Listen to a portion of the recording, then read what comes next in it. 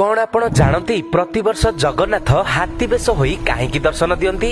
जणे साधारण भक्त से तार भक्ति रे बदलई देला प्रभु जगन्नाथंकर दिव्य स्वरूप को।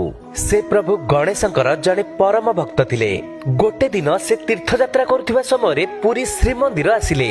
सेठारे से प्रभु जगन्नाथ बलभद्र एवं माता सुभद्रा को दर्शन करथिले, किंतु तांकर दुख रही गला। से तांको आराध्य देवता गणेश को सेठारे दर्शन करि पारि नथिले। मनरे दुख रखी से सेठारु फेरी जाइथिले। फेरिबा बाटरे तांकर एक ब्राह्मणक सह भेट हैला। से ब्राह्मण को तांको दुखर विषय जणाइले। ब्राह्मण जनक गणपति भट्टक समस्त कथा सुनिथिले एवं तांको उपदेश देथिले, जदि तुम भगवानक पई मनरे भक्ति रहिछि तेबे तुमे पुनश्च मंदिर को जाओ। ब्राह्मणक कथा मानि से श्रीमंदिर फेरिथिले। आउ जेमिति से मंदिर भितरे प्रवेश करथिले तांको सब चमत्कार भली लागिथिला। प्रभु जगन्नाथ एवं बलभद्र हाथी बेश होई तांको दर्शन देइथिले।